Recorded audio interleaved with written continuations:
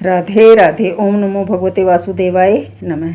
सत्या शर्मा विरक्त होकर मथुरा जी चले गए और वहां पर समाधिस्थ होकर विष्णु लोक को प्राप्त किया। तो 21वां अध्याय शुरू। राजा पृथ्वी ने पूछा, हे नारद, कृपया करके अन्नकूट तथा गोवर्धन का महत्म भी बताइए। तब नारद जी कहने लगे कि कार्तिक मास की शुक्ल पक्ष की एकम को गोवर्धन पूजा तथा अन्नकूट होता है। इस दिन पृथ्वी पर गोबर का गोवर्धन बनाकर उसका पूजन करे, फिर अन्नकूट बनाए। पहले ब्राह्मणों को भोजन कराए, फिर स्वयं करें। गो तथा बैल का पूजन भी करें और इसी दिन जवाई यानी दामाद का पूजन भी करें। पृथ्वी पूछने लगे, हे नारद जी, सर्वप्रथम यह पूजन किसने किया था, यह भी बता दीजिए।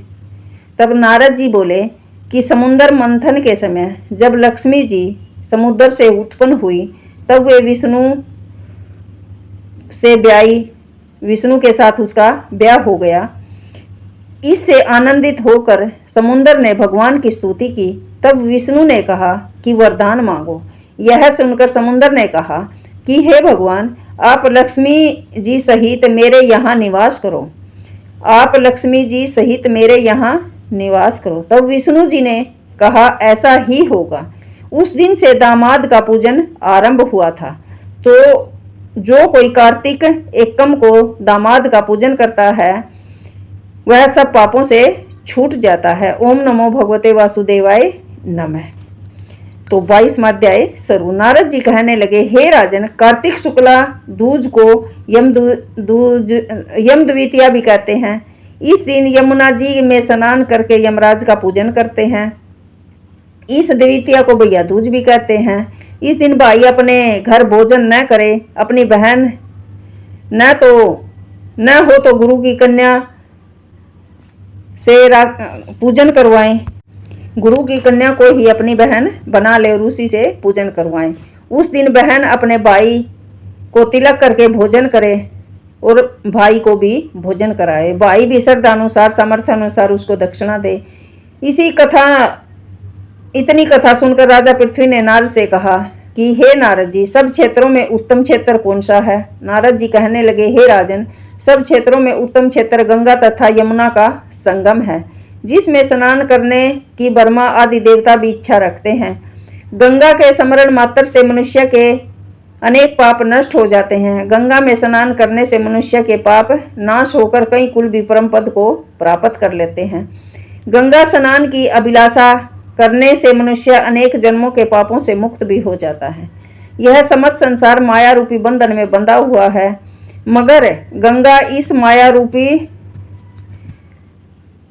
बंधन को काटने वाली है। गोदावरी, कृष्णा, रेवा, अमरावती, ताम्रपणी, सरयू आदि सब तीर्थ गंगा में स्थित है। काशी क्षेत्र भी सब क्षेत्र में उत्तम है, जहाँ देवता वास करते हैं। वह मनुष्य धन्य है जो अपने कानों से काशी क्षेत्र की कथा सुनता है। जो काशी जी का सेवन करते हैं वे जीवन मुक्त हो जाते हैं। यदि प्रातःकाल के समय कोई काशी क्षेत्र का स्मरण करता है वह भी मोक्ष को प्राप्त कर लेता है। ओम नमो भगवते वासुदेवाय नमः। राधे राधे। तो भैया तो कार्तिक मास के 22वें अध्याय में भी है यह जमुना की कहानी। भैया दूज कैसे पड़ा। कार्तिक मास के न भैया दूज ने यम की पूजा करनी चाहिए, तो भाई यमुना में स्नान करना चाहिए, गंगा में का भी ध्यान करना चाहिए, काशी का भी ध्यान करना चाहिए। तो इस कथा में यमुना पढ़ तो थी, आपने सुनी भी होगी। तो भाई सारे बहन भाइयों ने फिर भी दिल तक ढेर सारी शुभकामनाएं। भैया दूज की बहुत लंबी उम्र हो, थारे घर में सुख शांति समृद्धि यश कीर्ति सब कुछ बना रहा भाई। और यह कथा सुनने तर पढ़ने तक भी मोक्ष प्राप्त होता है, इसमें यह बात लिखी गई है। तो भाई मेरी सब रिक्वेस्ट है, प्रार्थना, हाथ जोड़ कर देखो भाई, मैं सबकी वीडियो बहुत ध्यान तक सुनूँ, चाहे गाना हो, चाहे बात हो, चाहे कुछ भी हो, ठीक है। हर एक वीडियो तक कुछ सीखने मिला, बाकी भाई तुम देख लियो, ठीक है। प्रातःकाल के समय जो भी कोई काशी को स्मरण करता है ना, याद करता है, उसको भी मोक्ष मिल जाता है। गंगा के स्मरण मात्र से उसके सारे पाप नष्ट हो जाते हैं। तो भाई ये तो हमारे वेद शास्त्र में, ये तो कथा में है भाई सारी बात।